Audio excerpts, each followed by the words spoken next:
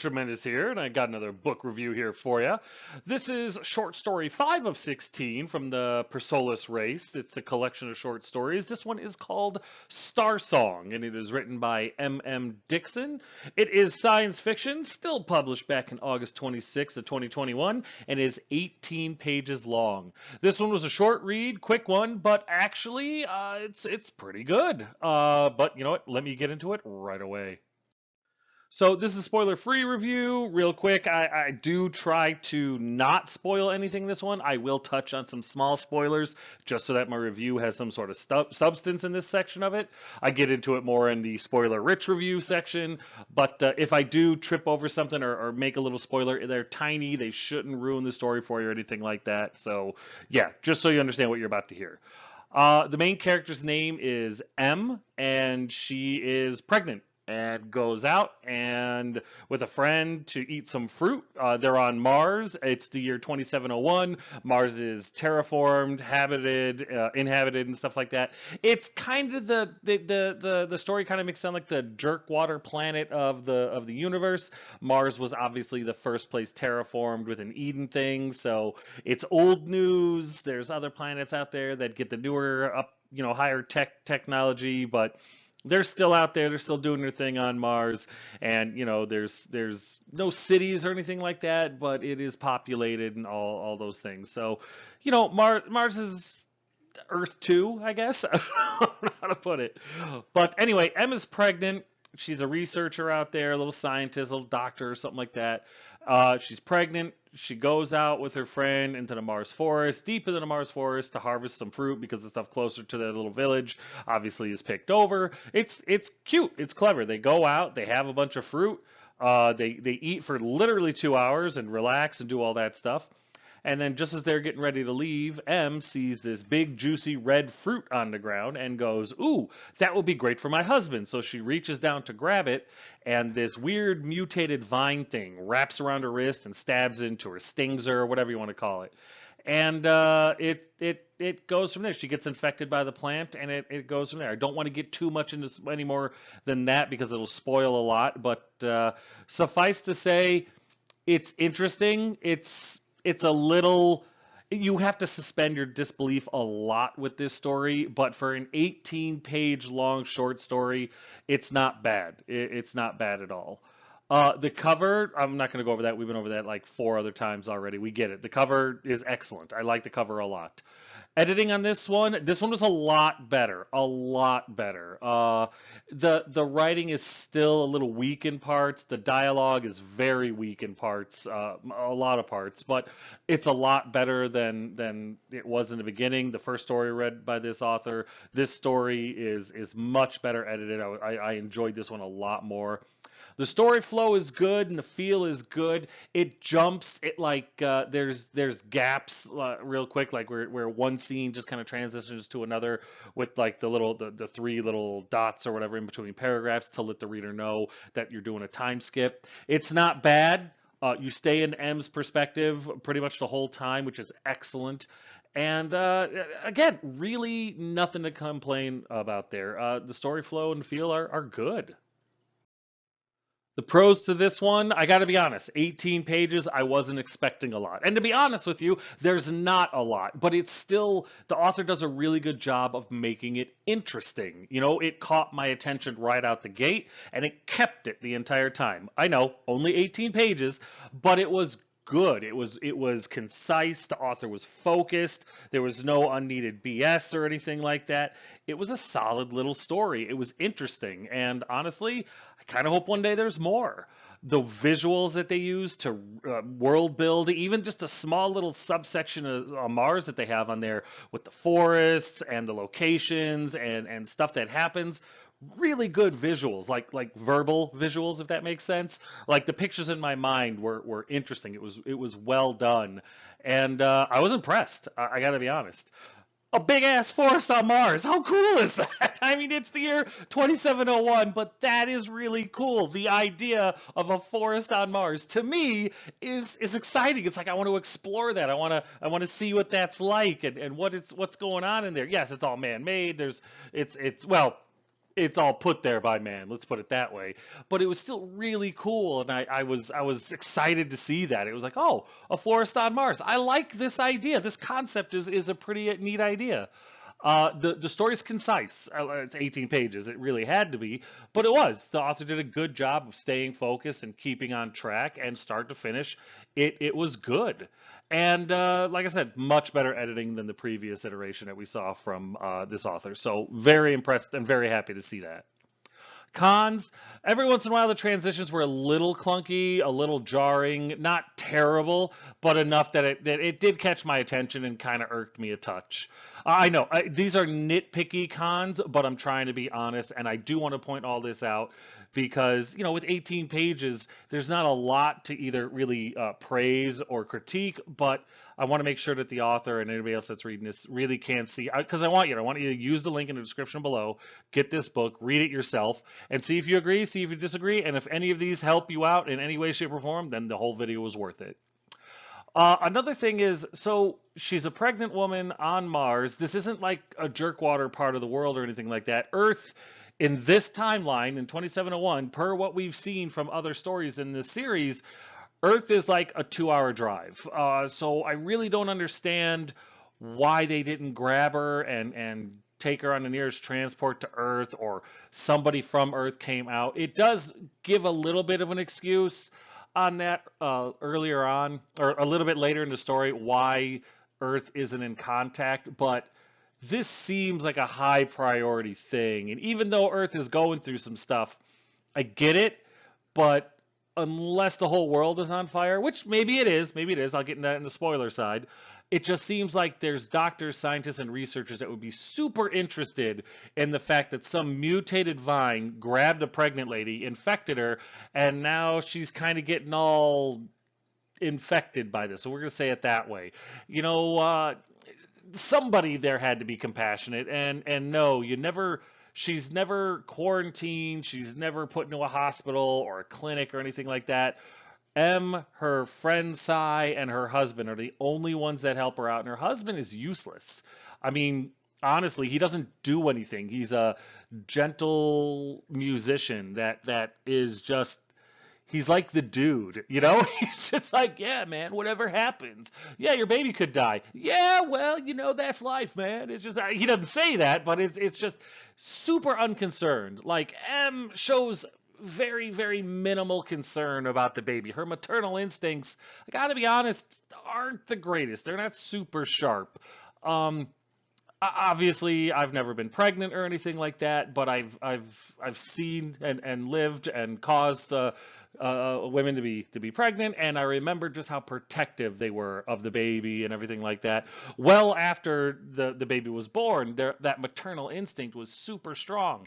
Granted, this is the year 2701. Things could have totally changed. Maybe we've adapted or changed that maternal instinct somewhat, but a lot of it was just, she was worried about the vines getting the stuff getting to the baby, but she's a scientist. She was afraid to touch her belly, but you're a scientist. That's not how it's going to work. And if you are concerned that that's how it's going to work, then you would quarantine yourself. You would put yourself, if you thought your touch was going to infect the baby, you would quarantine yourself. A researcher, a scientist, unless there was a reason not to.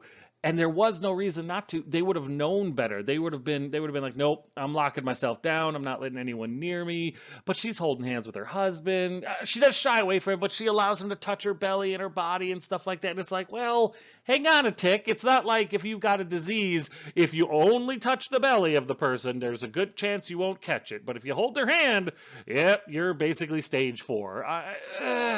It was a suspension of disbelief that I found difficult. But again, it's an 18-page short story. I could get there. It's just, I wish they would have taken 2 more pages to explain why that didn't happen, or like, just, she's supposed to be quarantined, but she's not. Because there's some stuff that happens and in a little bit later in the story I don't want to get into here, but it would have rounded it out a little bit more. You could take 2 more pages. It's only 18. This story feels like a really good prologue rather than a short story. This feels almost like a teaser. I mean, it worked. I mean, it really did. I was interested in finding out what happened. I would have loved to see more detail. I would buy the book based off of this prologue because that's what it feels like. 18 pages, it feels like a prologue, a really long prologue, but you know what I mean? Just something that is supposed to whet your appetite for the bigger story you're about to enjoy. The dialogue, like I said, is a little weak, and it flows poorly at times, but that comes with time, that comes with practice. It's just people don't talk the way it's written in here. Even like they were trying to do, maybe they were a little uncouth, uncivilized or whatever, just a touch of an accent on that one, but it's just people don't talk the way they talk in the story, and it's frustrating because it sounds weird to the ears. That uncanny valley section, the audio version of it, kind of throws you off, and you reject it. Your brain naturally rejects it because no talk like that. It just see like just that you kind of shrank away from it a little bit, the cringe factor, whatever you want to call it, because your brain rejects it because that's just not the way people talk. My recommendation is before you sign off on dialogue, read it out loud. And if it sounds stupid, it is stupid. Fix it. Do it the way, or write it the way people talk. Even if it is, different dialogue, a different slang, a different vernacular that people are using, dependent on your story setting. Still, read it out loud. See if that's really what you want it to sound like. Because when you read it in your head, it sounds different than if you say it out loud. But that's really it. These are, believe it or not, really small nitpicks to an otherwise really good, interesting little story. So what did I rate this one? How did I feel about the 18-page prologue? Well, it's definitely 1 star. I definitely think it's a 2 star. Three, I went with 4. 4 out of 5. I actually enjoyed it. I really enjoyed this. It was fun. It was interesting. It caught my attention. It was a solid hook. And I want to know what happens. I want to know what happens next. I would have enjoyed more detail. And so if the author were to ever go back and revisit this story and fill it out and make it a novel of its own, that is definitely something I'd be interested to read. And that's really, in my opinion, what short stories are. They're quick little blurbs, little short stories that you get into. They entertain you. They're interesting, make you think a little bit. And this one definitely made me think a little bit. And yeah, I would really enjoy. I would like to know more. All right, so if you're still here by now, you know this is the spoiler-filled review. I'm going to go all out. I'm going to do a quick recap, quick-ish for me anyway, and I'm going to spoil everything. So if you don't like spoilers, please go down to the description, click on the link, and get the book yourself. Read through it. It's only 18 pages. Come on back and let's have a discussion about this, because this one is actually really good. So it starts off, Emma's pregnant. She's a researcher. She's on Mars. She's got a mute friend named Sai, who's also her like bedwife or whatever, the person that's gonna help her give or deliver the baby when it's time. She's pregnant, but she's not super pregnant. She's just starting to show, so 3-4 months, give or take. It is the year 2701, but gestation, everything is still the same, which is cool. It's cool. I can respect that.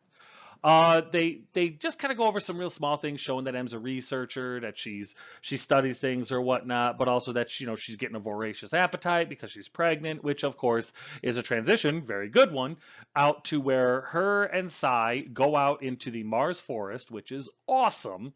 To look for some fruit trees and or fruit off the trees, and they don't want to go too close to the village or town or city that they live in. It's not a city. They specifically say there's no cities on Mars, so the town or village they live in. They don't want to go near the trees too close to it because they're really picked over because, low-hanging fruit. See what I did there? So they go deep into the forest to find more fruit-laden trees because, people are less likely to go that far for a bite to eat. They go out, they find a bunch, and they end up spending a couple hours basically picnicking.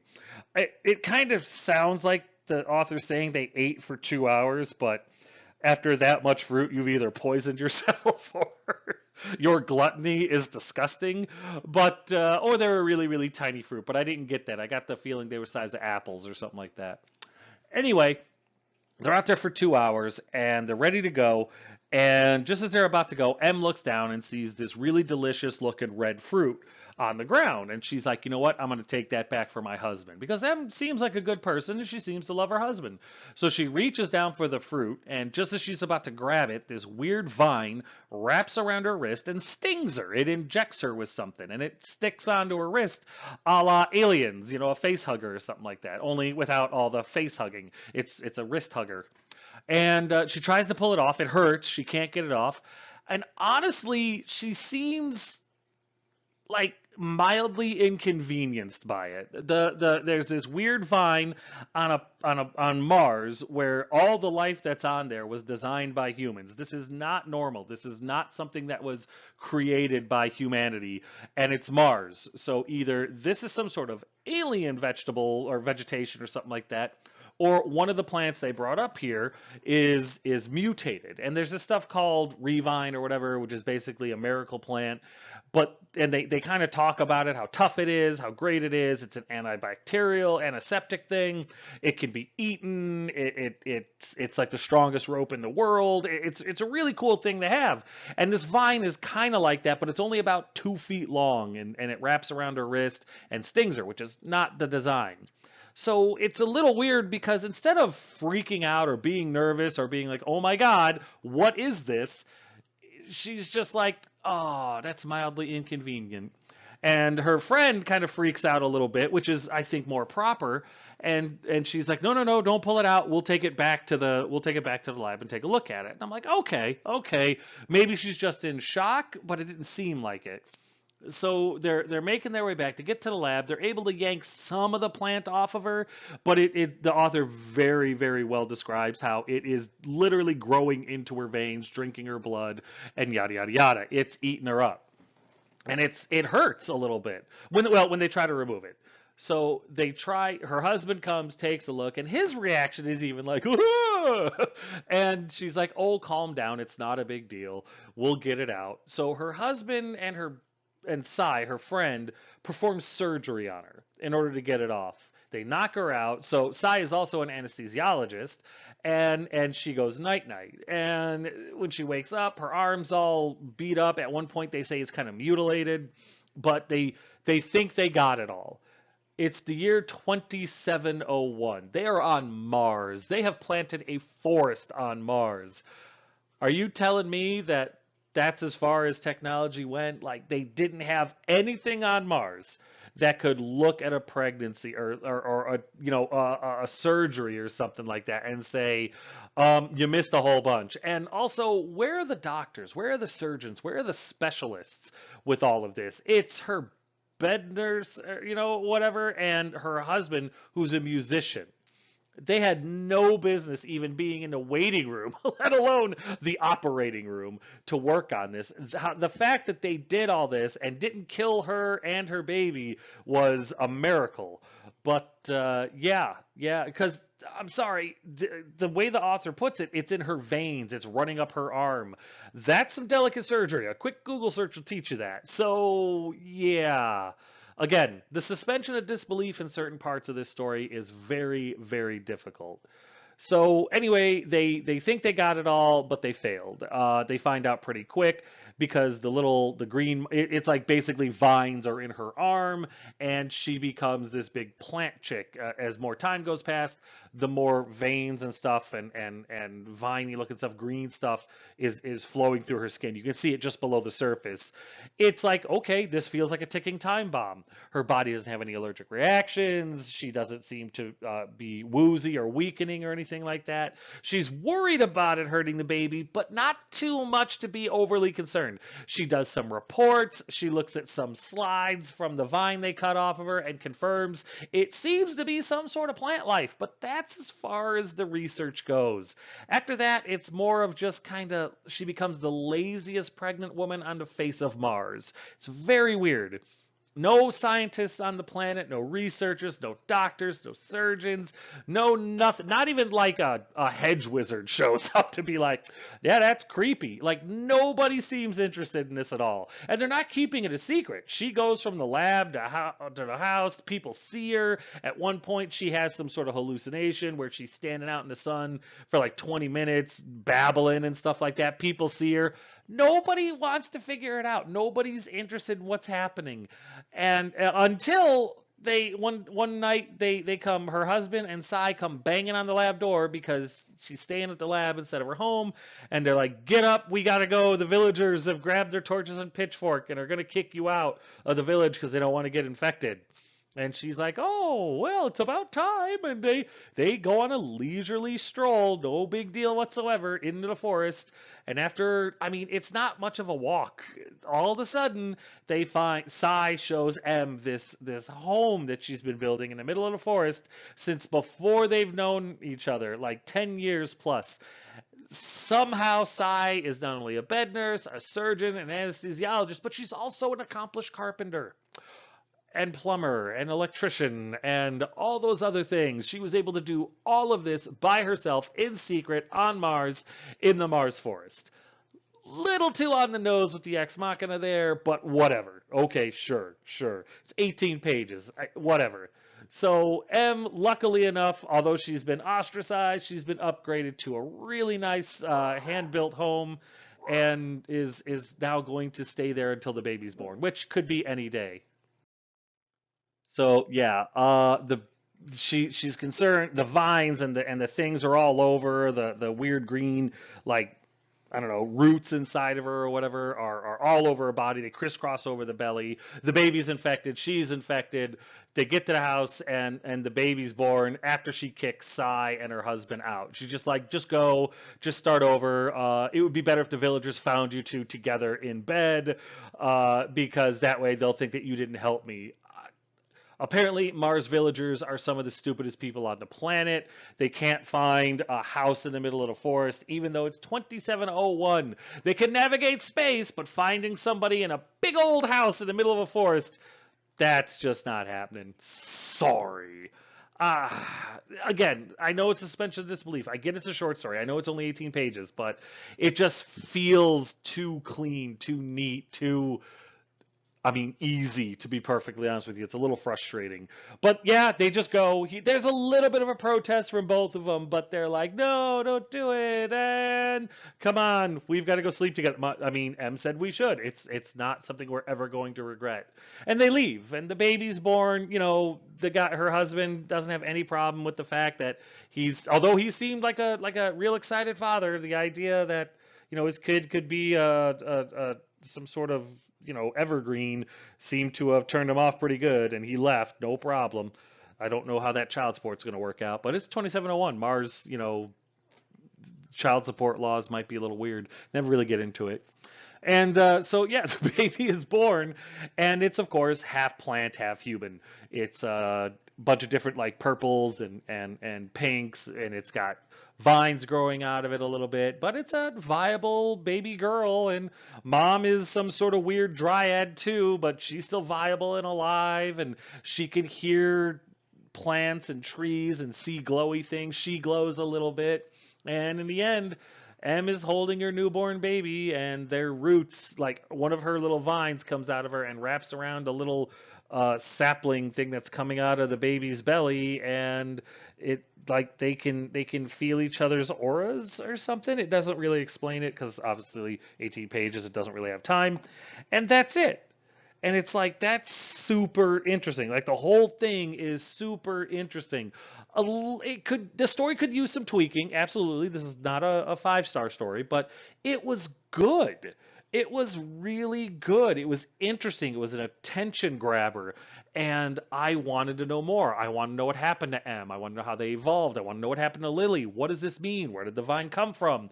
Why did this happen? Why was it able to adapt to human physiology so easily?